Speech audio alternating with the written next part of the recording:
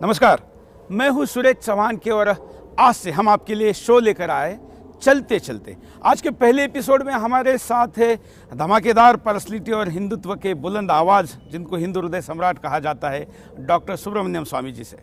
स्वामी जी, आपका स्वागत करते हैं चलते चलते में। धन्यवाद। आज आपके पुराने घर के इस आंगन में इंटरव्यू करते हैं। जल्दी आप नए घर में शिफ्ट हो रहे हैं। हाँ, सरकारी घर। हाँ, सरकारी घर में शिफ्ट हो रहे हैं।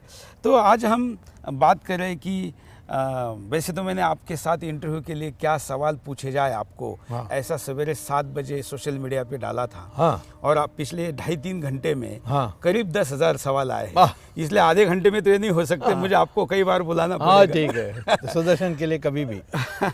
सवाल शुरू करते हम राम मंदिर से, जी। क्योंकि फिलहाल राम मंदिर मुद्दे को आपने जी। दोबारा जान फूकी है। जी। और आपने उठाया, इसलिए लोगों को उसमें विश्वासार्हता भी लग रही है। जी। तो फिर आगे क्या? सब लोग बोलते थे डेट बताओ, अपनी डेट भी बता दी। डेट भी बता दी। ऐसा है कि राम मंदिर की जो सवाल है, अयोध्या में निर्माण करने की जो बात है या पुनर्निर्माण करने की बात है, उसमें अभी तक तो ज़्यादातर अब कोई आंदोलन के लिए कोई गुंजाइश नहीं है, क्योंकि जो होना था हो गया है। अब ये सिर्फ कानूनी है। मैंने मुस्लिम पक्षों से भी बात की थी और वो कहते हैं कि सुप्रीम कोर्ट जो फैसला करेगा वो हम मानेंगे। लेकिन वो कोर्ट कब करेगा, इसका तो कोई तो deadline ऐसा नहीं तो यही सवाल हो गया है कि कोर्ट के लिए अब इसको जल्दी करने के लिए क्या करना चाहिए। एक बड़ी अच्छी बात है कि ओवैसी, शहाबुद्दीन, फरूकी, ये 7-8 जो मुस्लिम लीडर्स हैं, और वो कहते हैं कि गिलानी जो याचिका करता है, वो भी तैयार हैं कि इसका दिन प्रतिदिन की सुनवाई हो, क्योंकि अब ये सुप्रीम कोर्ट के लेवल पर है। तो तथ्यों का ज़्यादा उसमें बहस नहीं हो सकती, क्योंकि सारी चीज़ इलाहाबाद हाई कोर्ट में फैसला हो गई। इलाहाबाद हाई कोर्ट ने ये मान लिया कि वहाँ रामलला का यानी स्वामित्व है, और उन्होंने ये कहा कि जो 3 डोम में 2 डोम हिंदुओं को दे देंगे और 1 मुसलमान के लिए दिया जाए। अब इस पर दोनों ने जाकर अपील डाली है। ना मुसलमान ये मानता है, जो सुन्नी वाकफ बोर्ड है, और दूसरा है जी, जहाँ तक हम लोग हैं, हम कहते नहीं, सारा राम जन्मभूमि राम के मंदिर की जगह है, तो इसका फैसला होना है। तो मैं ये कहता हूँ कि पहले हम दुनिया के सारे मुस्लिम देशों की जो मान्यता है, उनके जो मौलाना हैं, मौलवी हैं, उनकी जो शरिया के जो एक्सपर्ट्स हैं, उनसे मेरी इधर उधर की बात हुई है, ख़ास तौर पर सऊदी अरेबिया से। और वहाँ के लोग ये कहते हैं, देखिए, मस्जिद नमाज़ पढ़ने का जगह है, इसको हम ज़रूर पवित्र जगह मानते हैं, परंतु इसमें हम तो मानते हैं कि अल्लाह ही एक भगवान है, वो सब जगह है। वो तो सड़क पे भी करते हैं। हाँ, तो हम नमाज सड़क में भी पढ़ा सकते हैं। और हमारे देश में और टर्की में भी वहाँ के लोगों ने मुझे बताया कि जब सड़क बनाने के लिए, अपार्टमेंट बिल्डिंग बनाने के लिए, राजा के लिए महल बनाने के लिए सऊदी अरेबिया में मक्का में जिस मस्जिद में पैगंबर मोहम्मद ने नमाज पढ़ी, उसको भी तोड़ दी। कई जगहों में उन्होंने हटाकर दूसरी जगह दे दी। तो यहाँ मुसलमान क्यों नहीं ये स्वीकार करते हैं, जो मुस्लिम लॉ है कि मस्जिद कहीं भी बनाई जा सकती है। मस्जिद तो छोड़िए, जो झूठे मोटे दरगाह जगह जगह पर खड़े कर देते हैं, जो कि शुरू में एक सफ़ेद पत्थर होता है, फिर बड़ा बनता है, फिर वहाँ शेड बनता है, फिर वहाँ बड़ा धर्मस्थल बनाया जाता है, वो भी नहीं हटाया जा सकता यहाँ? नहीं, वो तो हमारी नपुंसकता के कारण है। मैं असली बात बता रहा हूँ। लेकिन आप तो मर्द प्रधानमंत्री हैं ना। उसको लोग कहते हैं कि पहले गवर्नेंस करो, उसके बाद देखेंगे। मैंने कहा कि ये सारी साथ चलनी है, और यदि आप देख लो गवर्नेंस, मैं ये देख लूँगा। मैं ये कहता हूँ कि मैं सुप्रीम कोर्ट को यही कहने वाला हूँ कि 1994 में आपने नरसिम्हा राव सरकार को पूछा इसकी हल क्या है, तो उन्होंने कहा कि यदि ये सिद्ध हो जाए कि वहाँ पहले एक मंदिर था, जो कि हो गया सिद्ध, उसी के सिद्ध हो गया। अब कमीशन इंक्वायरी से सुप्रीम कोर्ट के कहने पर इलाहाबाद हाई कोर्ट ने एक बीबी लाल और एक दूसरा मोहम्मद, जिसने अभी पुस्तक लिखी है, इन दोनों ने सारे आधुनिक यंत्रों को उपयोग करके उन्होंने ये सिद्ध कर दिया है कि वहाँ एक मंदिर, विशाल मंदिर था और ये मस्जिद भी बनी मंदिरों की सामग्री से तोड़ करके, जो निकाल के पिलर्स, ये सारी चीजें, क्योंकि वहाँ जो अभी भी रखे हुए पत्थर हैं, हाँ, वो बताते हैं कि ये मंदिर का हिस्सा बिल्कुल। तो अब सरकार तो अब यानी कटिबद्ध है। अब उनको, सरकार को आके बोलना चाहिए कि हमने तो ये कह दिया, तो इसीलिए हम चाहते हैं कि ये ज़मीन हिंदुओं को दे दें। और दूसरा है कि मस्जिद हम दूसरी जगह बनाने के लिए तैयार हैं। हम ये नहीं कहते कि मस्जिद तोड़ देंगे। और हम कहाँ हैं? अब देखिए, देश में ये कहते हैं कि ये भीड़ ने मस्जिद को तोड़ दी। मैंने कहा ठीक है, बस 40,000 मंदिरों को भी जो आपने 800 साल में तोड़ी। लेकिन ये आप ज़्यादा दया नहीं दिखा रहे हैं कि 40,000 के बदले सिर्फ 3 पे कॉम्प्रोमाइज़ हो रहे हैं। ये हम लोगों ने बात करके तय किया है, ये मेरा फैसला नहीं है, ये अशोक सिंघल का फैसला है। मेरे ख्याल में ये संघ का भी फैसला है। ये कितना पुराना हम जाएंगे और यही काम करते रहेंगे क्या? तो कहीं ना कहीं नई चैप्टर खोल, प्रतीकात्मक दृष्टिकोण से 3 को कब्जे में ले ले। इसी को मैं कृष्णा का पैकेज कहता हूँ। उन्होंने भी जाकर दुर्योधन का कहा कि 5 गांव दे दो, सब लड़ाई खत्म, बट उसने माना नहीं, फिर तो महाभारत होना पड़ा। आज मैं कहता हूँ कि इन 3 जो मंदिर हैं, मथुरा कृष्णा का, अयोध्या राम का और काशी विश्वनाथ वाराणसी में, इन तीनों को छोड़ दें, भाईचारा उत्पन्न हो जाएगी। और जो लेकिन तब भी कौरवों ने 5 गांव नहीं दिए थे, अब दे दी थे। हाँ। तो फिर आप जानते हैं परिणाम क्या है? मैं तो आपको बता रहा हूँ कि आज नया हिंदू खड़ा हो गया है। वो पुराना जवाहरलाल नेहरू का हिंदू नहीं है। हाँ, ना वो हमारे में भी बीच में जो उदारवादी लोग थे कि पहले प्रशासन, वो भी चले गए। मोदी मन बनाने का तो फिर कोई रोक नहीं सकता उसको, पर मन ना बनाने उसके लिए कई लोग लगे हुए हैं। मैं तो मोदी से पूछने वाला नहीं हूँ। मैं समझता हूँ कि अशोक सिंघल ने मुझे जाते जाते कहा कि और press conference, joint press conference भी की थी, आपको याद है? हाँ, उन्होंने मुझे जाते जाते कहा कि इसको करना है। मुझे खेद है कि मेरे जीवन काल में मैं देख पाऊंगा कि नहीं। अब राम सेतु पर भी उन्होंने मुझसे कहा था। सुदर्शन जी जो हमारे सरसंघ चालक थे, वो विशेष ने उन्होंने कहा। अब संघ के तरफ से मुझे इतना जरूर बताया गया कि ये एकमात्र राम मंदिर बनाना एकमात्र है जिसमें सार्वजनिक एक लक्ष्य के लिए राष्ट्रीय स्वयंसेवक संघ कटिबद्ध है, समर्पित है। और इससे अनुभूति होगी लोगों को कि हमारा स्वाभिमान और हाँ, सम्मान लौटा। और ये कोई साधारण मंदिर नहीं है, क्योंकि मुसलमान के जो कवि था, जिसने सारे जहाँ से अच्छा, उसने भी कहा कि ये इमाम हिंद है राम। मुसलमान भी कहते हैं कि राम से हमारी कोई द्वेष नहीं है। नहीं, आम मुसलमानों को तो है ही नहीं। हाँ। ये तो उन मुसलमानों का है जो पॉलिटिकल मुसलमान। अब देखिए, मैं बता रहा हूँ, ये मस्जिद तो शिया के लिए बनी। शिया का जो अधिकारी है वो तो है मुतवाली। वो तो कहता है कि हमें दूसरा मस्जिद बना दो। हाँ, काम खत्म। और हाँ, मंदिर बना लो।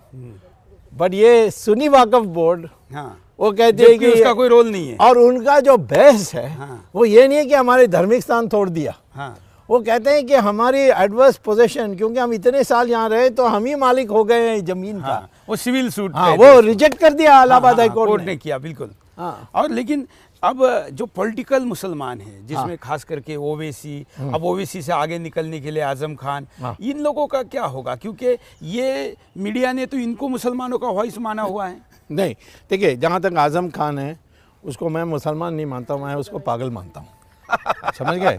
तो उससे तो बात ही करनी है। इन दोनों में कोई फर्क भी है। हाँ, इससे, हाँ, ओवैसी जो है वो उससे बातचीत हो सकती है। हम इस फैसले पर पहुंचे हैं उसके साथ कि दिन प्रतिदिन की सुनवाई हो। और शाहबुद्दीन से भी मैं बात करके आया हूँ, वैसे बहुत बीमार है। लेकिन जो ओवैसी याकूब के ऊपर कोर्ट ने फैसला देने के बावजूद उससे सहमत नहीं है, हाँ, और राम के फैसले पर सहमत होगा। अब उसने टीवी में कह दिया है। हाँ, और हम देखिए, और उसकी सहमति से हमको क्या पड़ी है? अब सहमति नहीं करेंगे तो क्या हमारे पास कॉन्स्टिट्यूशनल पावर नहीं है? हाँ, इसको क्रियान्वित करने के लिए? और सोमनाथ का मंदिर बनाया था। एग्जैक्टली।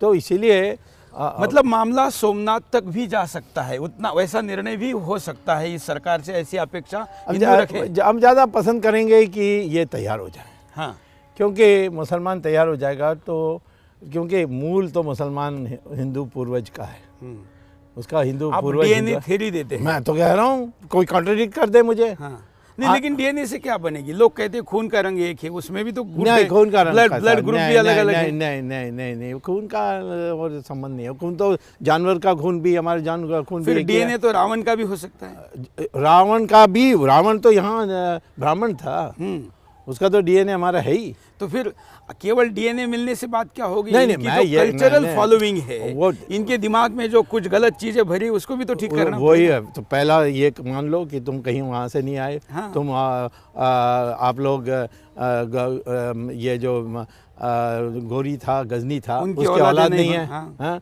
तुम हमारे से निकले हुए हो। और ज़्यादातर मैं कहता हूँ कि दमन के कारण। तो आज मैं ये ज़रूर कहूँगा कि एक चीज़ सबको जानना चाहिए, हिंदुस्तान एकमात्र देश है जहाँ मुसलमान ने राज किया, और यहाँ की जो जनसंख्या है वो 100% छोड़िए, वो तो 20% भी मुसलमान नहीं बना, क्योंकि हमारे लोग देश भर में लड़ते रहे। कोई शिवाजी लेकिन, जैसे लेकिन तब एक फर्क था। हाँ। तब ये फर्क था कि तब हिंदू भी 8-8 बच्चे पैदा करते थे, सौभाग्यवती, अष्टपुत्र भव वगैरह कहते थे। हाँ। अब तो हिंदू एक पे आ गया है, और उसको तो आप समलैंगिकता की छूट देने के पीछे भी कई लोग पड़े हुए हैं। ऐसे में मुसलमान तो एक तरफ हम 4 हमारे 44 कर रहे हैं, और हिंदू तो एक पे भी नहीं है, तो फिर कैसे होगा? देखो, एक दिन किसी ने कहा, साइंटिस्ट एक सभा संबोधित कर रहा था, उसने कहा कि ये जो संसार है ये 1 बिलियन साल में ख़त्म हो जाएगी। हाँ, ना ध्वस्त हो जाएगी। तो एक महिला खड़ी हुई, कहा क्या कहा आपने? मैंने कहा 1 बिलियन साल में ये जो पृथ्वी है ये ध्वस्त हो जाएगी। ओह अच्छा अच्छा, मैंने सोचा आपने कहा 1 मिलियन साल। क्या फर्क पड़ता है? अब आज की जिस नहीं, गति ऐसा जिस भी तो नहीं गति कह से, सकते। नहीं मैं देखिए, मैं अर्थशास्त्री हूँ, मैं डेमोग्राफी पढ़ा हूँ। हाँ। ये जो भय है, ये भय में थोड़ा सत्य इस बात से है कि जो बाहर से इन्फिल्ट्रेशन हो रही है। यहाँ मैं देख रहा हूँ कि जो पढ़े लिखे मुसलमान हैं उनके बच्चे 10-10 नहीं है। लेकिन जो अभी टेररिस्ट सारे पकड़े जा रहे हैं वो तो एजुकेटेड है, उसमें से कोई भी टायर पंचर वाला नहीं है। अरे भाई, उनका परिवार का साइज देखिए। मैं कह रहा हूँ कि ये तो सेंसस में है। हाँ। मैं ये इससे भयभीत न हूँ। हाँ, नहीं भयभीत की बात नहीं है। हाँ, तो लेकिन हम एक नैसर्गिक न्याय की बात करें नहीं, तो उनके प्रोडक्शन पे रोक लगानी चाहिए ना। नहीं, उस पर रोक के तो सवाल ही नहीं है, फिर तो वो सीक्रेटली कर लेंगे। मैं तो यह कहता हूँ कि ये सारी बातों के लिए एजुकेशन बहुत इम्पोर्टेंट है। उसमें सामान्य लाइए, ये जो अलग से उनकी मदरसा कोई अपना करिकुलम चला रही है, ये नहीं चलाने देना चाहिए। देखिए, महाराष्ट्र के शिक्षा मंत्री है विनोद तावड़े। हाँ। उन्होंने कहा कि हम आपके मदरसों को, हमारे स्कूलों को जितना पैसे दे रहे उससे ज़्यादा देने के लिए ज़रूरत है, क्योंकि आपके कम्युनिटी में इसकी आवश्यकता है, लेकिन उसका सिलेबस हम तय करेंगे। और क्या? तो इन्होंने कहा कि नहीं, हमको नहीं चाहिए पैसे और आप हमारे मदरसों को कब्जा करें, बंद करें। जबकि देखो, उन्होंने उसको तो- बड़ा ओपनली अच्छा विचार से इसको प्रस्तुत किया अब था। हम लोग डर जाते हैं। आप देखेंगे टीवी में, मैं तो नहीं डरता हूँ, मुझे कोई कम्युनल कहेगा तो 200 क्या है, मैं कहता हूँ 80% हिंदू है, तो मैं हिंदू का प्रतिनिधि कर रहा हूँ, तो मैं तो देश का प्रतिनिधि कर रहा हूँ। हाँ, माइनॉरिटीज़ के साथ मैं एडजस्टमेंट करने के लिए तैयार हूँ और बात करने के लिए चाह रहा हूँ, परंतु 2-3 बातें साफ माननी चाहिए। तुम्हारी पूर्वज हिंदू है, तुम इसी मिट्टी के हो। दूसरा, तुम्हारी संस्कृति बदलती नहीं है, धर्म बदलने से भी, यानी मजहब बदलने से। इंडोनेशिया है, और क्या, इंडोनेशिया में तो आज भी उनके करेंसी वहाँ नोट की में currency गणपति है। गणपति है। वहाँ की एयरलाइंस का नाम गरुड़ है। हाँ, गरुड़। वहाँ पर ऐसी कितनी चीजें हम हाँ, कह सकते हैं कि जो प्रतिनिधित्व उनके कर रहे हैं। मेन सेंटर में कृष्णा बैठा हुआ है, हाँ। रथ में। हाँ। और अर्जुना वहाँ के एयरपोर्ट पर महाभारत का हाँ, चित्र है। ऐसा होते हुए यहाँ तो ये सब आपकी गलती है, क्योंकि जब पार्टीशन हुआ तो अंग्रेजों ने तो साफ कहा कि हम एक हिंदू इंडिया और मुस्लिम पाकिस्तान क्रिएट कर रहे हैं। अब अंबेडकर ने कहा कि आप पॉपुलेशन का एक्सचेंज करो। सब ने कहा नहीं नहीं नहीं, जो मुसलमान नहीं जाने जाता उसको रहने के लिए यहाँ अधिकार होना चाहिए, बराबर अधिकार। उस समय हम कह देना चाहिए था कि संस्कृति हमारा हिंदू है। उस समय हम गवाह कर दी, क्योंकि ये गोडसे ने जाकर महात्मा गांधी को मारकर जवाहरलाल नेहरू को उसने शक्तिशाली बना दी। तो नहीं, लेकिन गांधी होता तो मैं बता रहा हूँ, गोडसे ने मारा, ये भी तो डाउट है ना। अब वो तो मैं उसकी जांच मैं कर रहा हूँ कि गांधी जब एक गोली अतिरिक्त कहाँ से आई? नहीं, दो। हाँ, जब पहले गांधी की रिपोर्ट आई थी न्यूयॉर्क पोस्ट में, जो आई विटनेस थे, रॉयटर्स की जो आई विटनेस थे, कहते हैं 4 गोली, फोटो में 4 गोली। हम गांधी का फोटो देखिए, 4 गोली। प्रोसिक्यूटर कहता है 3 गोली। और ये सावरकर कहता है कि मैंने तो निर्णय करके आया कि 2 ही गोली चलाऊंगा। गोडसे, हाँ, गोडसे, हाँ, वो कहता है मैं 2 ही गोली चलाता हूँ। तो ये फिर क्यों नहीं पता किया, क्यों ऑटोप्सी नहीं किया, क्यों नहीं ऑटोप्सी किया, यानी पोस्टमार्टम। और ये था कि गांधी जब गिरा तो जिंदा था, उसको वहाँ ले गए बिरला हाउस में, वहाँ लेटे, उसका खून बहते गई और मर गए। और जिन 2 महिला, वो आभा और दूसरी, ये जिनके कंधे पर हाथ रखकर आया गांधी, उसका पूछताछ ही नहीं हुई। मतलब ये नेहरू भी चाह रहे थे, ऐसा भी हो सकता है। अब अंग्रेज तो जरूर चाह रहे थे कि ये तो कांग्रेस का 2 टुकड़ा करने वाला है, और एक को पटेल को देने वाला है, एक को जवाहरलाल नेहरू। जवाहरलाल तो कहीं नहीं होगा फिर, और पटेल ही आएगा, और पटेल को मैनेज नहीं कर सके। जैसे हम डर रहे थे उस समय सुभाष चंद्र बोस के बारे, वैसे ही इन्होंने इसके बारे भी डरे। तो हो सकता है, मैं क्या कहूँ, मैं ये पूछना चाहता हूँ कि ये बुलेट का क्यों नहीं आप सवाल जवाब देते हो? नहीं होती। हाँ। बिल्कुल। अच्छा, जो स्थिति तब नेहरू और पटेल की थी, और पटेल को वो नहीं चाह रहे थे, आज भी स्थिति ऐसी है कि पश्चिम मोदी को नहीं चाहता है, तो मोदी को यहाँ पर अस्थिर करने के कई प्रयास हो रहे हैं। हाँ, हो रहे हैं। तो वो इतने ज़्यादा बड़े पैमाने पर है कि लगता है कि कभी कभी मोदी अकेले पड़े हैं। अब ये मोदी को खुद फैसला करना चाहिए, किसको साथ लेना है। हाँ, अब वो किसी से पूछते तो नहीं है, हमसे तो एक दिन भी नहीं पूछा, तो किससे पूछते मैं नहीं जानता। अब हम बड़े राष्ट्रवादी पार्टी हैं बीजेपी, पर हमारी पार्टी में भी बहुत बुज़दिल लोग हैं। अब वो सरकार में बैठे हैं, अब हो सकता है उनकी सलाह है। कई लोग कहते हैं कि सोनिया से हमारी रिश्ते अच्छी होनी चाहिए, उसको तंग नहीं करना चाहिए। अटल जी फार्मूला, अटल जी फार्मूला, उसमें क्या कैसा बर्बाद हुए आप जानते हैं। 10 साल गवाह उसमें हो गए। आप पार्टी की बात कर रहे हैं, और पार्टी में कई बुज़दिल लोग हैं ऐसा कह रहे हैं। हालांकि ये तो केवल आप ही कह सकते हैं, इतना साहस इस समय पार्टी में ऐसा बोलने का आप ही के पास है। लेकिन मुझे लगता है कि सत्य में साहस बहुत बड़ा होता है जो आपके पास है। तो इस सत्य को कैसे आगे लाएंगे, क्या होगा आखिर? देखिए, कीर्ति आज़ाद की बात कर लीजिए। हम कीर्ति के पहले बात करने के पहले इतना कहूँगा कि मुझे तो मोदी पर पूरा विश्वास है कि उसके पास वो सामर्थ्य है, उसके पास वो पुरुषार्थ है, बट उसको वो अर्जुना की बीमारी लगी हुई है। कोई कृष्ण चाहिए। तो भूमिका आप क्यों नहीं करते? नहीं, वो तो आप उम्र में भी बड़े हैं, आपकी पॉपुलैरिटी भी मोदी के बाद अगर हिंदुस्तान में किसी की होगी तो हिंदुस्तान क्या है, ये कहना भी अन्याय है आप पे, हिंदुस्तान के बाहर भी है, इतनी बड़ी रैलियां हो रही है, सोशल मीडिया पे फॉलोइंग है, और सत्ता का कोई पद ना होते हुए आप इतना अच्छा परफॉर्मेंस करें, तो कृष्ण की भूमिका आप करेंगे तो मोदी को तो अड़चन नहीं आएगी। देखिए, आप देखिए महाभारत में क्या हुआ, दुर्योधन ने कहा कि मुझे फौज दो, और कृष्ण और अर्जुना ने कहा कि आप मेरे लिए काफ़ी है।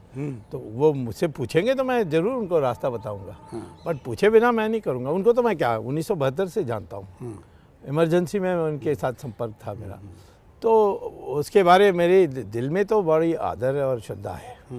लोगों को अभी भी उनमें आशा है यार, आप भी उनमें फेथ दे रहे हो, और अविश्वास की कोई संभावना भी नहीं है। बट ज़रूर मैं ये ज़रूर कहूँगा कि उन्होंने जिस प्रकार से कैबिनेट बनाई है उसमें महापुनर्गठन होनी चाहिए, क्योंकि महा होनी चाहिए, मतलब छोटा से नहीं चलेगा। ये तो ये बात तो आप सब मान रहे कि मंत्री परफॉर्मेंस नहीं कर पा रहे। जीरो। अब देखिए, अब अमेरिका है, इतना यूथ यूथ यूथ कहकर आज एक 78 साल के बर्नार्ड जो है रावत, उसको अब प्रेसिडेंशियल नॉमिनेशन डेमोक्रेटिक पार्टी की मिलने की स्थिति आ गई। इतनी भीड़ है और सारी यूथ, मेरे फॉलोइंग भी, मेरा तो 78 नहीं हुआ 76 हुआ, बट हालांकि 76 लगता नहीं है परफॉर्मेंस तो आपका 45 का है। तो मैं देख रहा हूँ कि सारे जो मेरे फॉलोइंग है सोशल मीडिया में, आम सभाएं में, सब यूथ हैं। वो उसमें भूख है, उसकी राष्ट्रवाद में भूख है, उसको भूख के लिए वो जानने चाहते हैं इसका क्या सोचना चाहिए, उसका क्या सोचना। तो मैं तो कहता हूँ कि मोदी का तो मैं हाथ नहीं छोड़ूंगा, माने वो दिक्कत में है तो मैं मदद कर दूंगा, बट इसमें शिष्टाचार है और उम्र से ज़्यादा है जैसे आपने कहा, तो उसको पूछना चाहिए, और नहीं पूछेंगे तो मैं क्यों बोलूं? मैं तो अपना देश के लिए काम कर रहे हैं। हम तो देश के पार्टी के मुद्दे पर देश भर। फिर पार्टी लीडरशिप की क्या स्थिति है, अमित शाह हो या बाकी लोग हो? अब हमसे तो कुछ नहीं पूछा जाता पार्टी के इसमें। कभी कभी मैं खुद समय मांगता हूं तो बात होती है, बट उसमें कार्यान्वित नहीं होती है। अब तमिलनाडु है, 5 प्रांत के चुनाव आ रहे हैं, मैं कहता हूं एक प्रांत में मुझे आपको निश्चित जीत दिला सकता हूं, वो है तमिलनाडु। मैंने प्रपोज किया। पांडिचेरी में अच्छी स्थिति है। पांडिचेरी में वो तो बिकाऊ वोटर मत भरोसा करो। लेकिन तमिलनाडु में आप तैयार हैं? तमिलनाडु में मैंने जयललिता को हराना चाहिए। वो यहाँ यानी सबको मोह में रखी है। हाँ, जेटली ने जाकर उसको टैक्स में जो फंसी हुई थी उसको रिलीफ दे दी कंपाउंड करके। हाँ, परंतु वो सुप्रीम कोर्ट में भी नहीं बचेगी। मैं उस केस, वो मेरा केस है, वो कोई मुझसे कह नहीं सकता। लेकिन आखिर में वहाँ सब लोग में कोई ना कोई नुक्स है। उसमें से मैंने ये बात निकाली कि हिंदुत्व या हिंदुत्व नहीं तो कम से कम हिंदू की अस्मिता को मानने वाले बड़े राजनीतिकों को इकट्ठा कर सकता हूँ कि नहीं। अब सडनली करुणानिधि का बेटा जिसका नाम स्टालिन है, वो उसकी बीवी का नाम है दुर्गा, उस मंदिर जाती है और इसने बयान दे दिया कि 90% डीएमके हिंदू है, तो इसलिए हम हिंदू विरोधी नहीं हो सकेंगे। मतलब उनका रुख बदल रहा है, बदल गया। हाँ, बदल गया है। हाँ, और दूसरा है कि वो दूसरा हस्ती वहाँ है विजयकांत। वो कहता है कि मैं तो अपने को इंडियन मानता हूँ पहले, तमिल बाद में, और मैं तो हिंदू हूँ, और मैं तो समझता हूँ हिंदी किसी को अपनी मर्जी से पढ़ना है, कोई थोपा नहीं जाएगा, तो मैं हिंदी पढ़ाने के लिए भी तैयार हूँ। हाँ, तो इस प्रकार से इन तीनों को, माने बीजेपी, स्टालिन, करुणानिधि की छुट्टी होनी चाहिए, वो कहना चाहिए कि मैं नहीं हूँ इसमें, और विजयकांत, ये तीनों आ जाए, मैं कहता हूँ कि हमें 3/4 मेजॉरिटी मिल जाएगी। बट कोई पहल नहीं कर रहा है, और वो किसी और से बात करने के लिए तैयार नहीं है। वो हमसे बात करने के लिए, हमसे बात भी हो गई और मैंने बता दिया, और इसका स्वागत तमिलनाडु यूनिट ने भी कर ली। लेकिन राष्ट्रीय यूनिट अभी कोई फैसला ही नहीं हो। क्यों? डर का कारण क्या है? मतलब आपसे डरते क्यों हैं? क्योंकि जेटली जैसे लोग उसको बताते हैं स्वामी आएगा तो एक सोनिया गांधी नॉन कोऑपरेट करेगी, वैसे भी नॉन कोऑपरेट कर रही है। और सोनिया की कोऑपरेशन की जरूरत क्या है? मैं बता रहा हूँ यही। और तो चला नहीं देंगे, तुम्हारे सेक्युलर इमेज पर, एक उदारता के जो इमेज है उस पर असर होगा। ये कट्टरवादी है। हाँ, इस प्रकार की बातें कहते हैं, तो मैं क्या करूँ? राम सेतु मैंने बचाया तो हम कट्टरपंथी हो गए। तो ये है। अब जेटली को मैं दोष नहीं दे रहा हूँ, उसका दृष्टिकोण ऐसा ही है। वो तो मैं आपको कभी पश्चिमी कपड़े पहनते हुए दिखाई नहीं पड़ूंगा। क्यों? मैं तो शुरू से समझता हूँ कि ये कपड़े हमारे देश के वातावरण के लिए, यानी मौसम के लिए अनुकूल नहीं है। पर तो ये देखिए सूट बूट पहन के घूमते हैं। आप फाइनेंस मिनिस्टर के तौर पर क्या उनको? वो तो फेल हो गए, उसको तो फाइनेंस मिनिस्टर कुछ पता ही नहीं है। वो जो वहाँ IMF वर्ल्ड बैंक से लिए सलाहकार हैं, वो तो उसको बर्बाद कर देंगे। उनकी सलाह जो, अब मैं बताऊँ छोटी बात, ये है पागल हमारी रिजर्व बैंक गवर्नर, UPA ने अपॉइंट की थी। हमारे पास प्रोफेसर वैद्यनाथन है, professor finance IIM, world expert on finance, हमारे साथ रहे हैं। उनके साथ इतनी डिस्क्रिमिनेशन हुई क्योंकि वो संघी हैं। हाँ, उसको नहीं बनाया, उसको बनाना चाहिए था रिजर्व बैंक गवर्नर। ये जो पागल है रघुराम राजन, वो कहता है कि मैं इंटरेस्ट रेट बढ़ाऊंगा तब इन्फ्लेशन कम होगा। नहीं, लेकिन उसकी तो हरकतें अब डाउटफुल भी लग रही है कि है कहीं ही। कहीं कोई और तो नहीं रिमोट चला रहा है। वो चला रहे, अमेरिकन चला रहे हैं, मैं जानता हूँ। मैं कौन, मैं मुझसे ज़्यादा अमेरिकन कौन जानता है? फिर क्या मजबूरी है, राजन को भी ढो रहे हैं। मैं नहीं जानता, मैंने जो चिट्ठी लिखी है इसको निकालो। ये कहता है इंटरेस्ट रेट बढ़ाओगे तो इन्फ्लेशन कम होगा। मैंने कहा पेशेंट को मार दो तो टेम्परेचर भी कम हो जाएगा और बुखार भी कम हो जाएगा। नहीं, लेकिन मोदी चाह रहे कि इंटरेस्ट रेट घटे। उन्होंने ना केवल इलेक्शन में कहा, उन्होंने रघुराम राजन जिस मंच पे था, हाँ। उस मंच से भी कहा। तो फिर इतनी सहिष्णुता दिखाने के बावजूद, हाँ। जबकि मोदी के पास राइट है उसको कुछ हाँ। करने का, अब आगे क्या? नहीं, उसको तो निकालना चाहिए, अच्छा, वो छोटी करके भेजना चाहिए। अब ये पीछे भैया यही है प्रॉब्लम हमारी। अटॉर्नी जनरल उस जैसा मूर्ख मैंने दुनिया में देखा नहीं। उसको देखते ही जजेस चिढ़ते हैं सुप्रीम कोर्ट में, इसलिए हम हारते आए हैं। उसको क्यों रखा है? क्योंकि वो, और यही स्थिति नीचे भी है। जो अफसर से बाबू हाँ। है, वो लोग मोदी इतना मेहनत कर रहे हैं और नीचे। वो तो मोदी के खिलाफ है सब। हाँ, तो फिर परफॉर्मेंस कैसे डिलीवर होगा? तो वो तो इसीलिए दिल्ली पहचानने वाले लोग भी चाहिए ना उसको। हाँ, हाँ, हाँ। मोदी खुद कहता है मुझे कि मैं दिल्ली पहचानता नहीं हूँ, हाँ, मुझे थोड़ा सीखने दो। हाँ। हाँ ठीक है, सीखो। अच्छा, कुछ बहुत सवाल आए हैं। जैसे मैंने कहा कि आपको तो कई घंटे देने पड़ेंगे, लेकिन आज के इंटरव्यू में कुछ उन सवालों को पूछना जरूरी है, क्योंकि जरूर बहुत पूछिए, लोगों ने पूछिए। पूछे हैं। पूछिए। जिसमें एक सवाल आसाराम बापू हाँ। को लेकर है कि आगे क्या? देखिए, आसाराम बापू को जेल में डाला है एक एफआईआर में, जिसमें प्रचार हुई है कि रेप का चार्ज है। मैंने वो एफआईआर देखा। वो एफआईआर जोधपुर में जहाँ ये कांड हुई वहाँ नहीं रजिस्टर हुआ, वो दिल्ली के सरोजनी नगर में रजिस्टर हुआ। पर यहाँ भी पुलिस वालों को किसी ने दबाव डाला होगा, तो अपने बचाव के लिए उन्होंने उसको लोकनायक जयप्रकाश नारायण हॉस्पिटल में भेजकर जांच करा दी। जांच में लिखा है कि एक भी स्क्रैच नहीं है। हाँ। रेप की बात छोड़िए। और जो वहाँ का एसएसपी था, उसने भी कहा कि हाँ। रेप का आरोपी नहीं है। आरोपी नहीं है। वो बात सही है, मैंने एफआईआर पढ़ी है। और फिर उन्होंने एक झूठा सर्टिफिकेट बना के उसको नाबालिगा बना दी। जबकि बालिग होने के सर्टिफिकेट भी मिल रहे हैं। बिल्कुल। हाँ। और उसका वो कहते हैं ट्रायल तो होता ही नहीं है। अच्छा, जिस आरोप के लिए 3 साल सजा हो सकती है, हाँ। उसमें 2.5 साल तो उनको जेल में हो रहे हैं। एंड ये 77 के हैं, 77 साल के लिए। अरे तो जयललिता को छूट मिल सकती है, नहीं, सलमान बाहर आ सकता जयललिता है। छोड़िए, लेकिन इनको- जयललिता छोड़िए। मैं कहता हूँ कि तरुण तेजपाल, हाँ, उसका तो क्लोज सर्किट टीवी ने सब बता दिया। हाँ। उसको 3 महीने में दे दिया। हाँ, हाँ, इनका अब 2 साल से ज़्यादा हो गया। हाँ। 2.5 साल हो गया। हाँ। तो ये इसके पीछे मैं बता रहा हूँ सब सोनिया गांधी के कहने पर गहलोत ने इस केस को किया।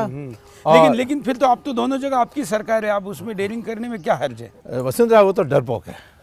उससे मैंने कहा भी, व्हाट इज दिस नॉनसेंस जो हो रहा है। और तुम्हारा जो वहाँ जो लड़की का जो वकील है, उसके नाम पर ही रेप चार्ज है, असली रेप चार्ज। अच्छा। हाँ, मैंने कहा ये क्या हो रहा है? अच्छा, ये मैं बेल मांग रहा हूँ। मैं बेल, मैं तो नहीं कह रहा हूँ कि इसको छोड़ दो, इसका केस वापस कर लो। बेल में क्या प्रॉब्लम है? तो पब्लिक प्रोसिक्यूटर अनाप शनाप की बात करता है वहाँ। इसीलिए इसके पीछे साजिश ये है कि ये क्रिश्चियन लॉबी बहुत बड़े पैमाने पर सब लगे हुए हैं, खूब पैसा खर्च कर रहे ऐसे हैं। केसेस कई राज्यों में चल रहे हैं। अब उत्तर प्रदेश में देखिए, वो कमलेश तिवारी को तो अंदर डाल दिया, बेल भी नहीं मांग सकता, और ओवैसी खुलेआम घूम रहा है। महाराष्ट्र में देखिए, धनंजय देसाई, आजम खान, हाँ, आजम खान नहीं, धनंजय देसाई महाराष्ट्र में पिछली सरकार ने उसको फर्जी केस में अंदर कर दिया।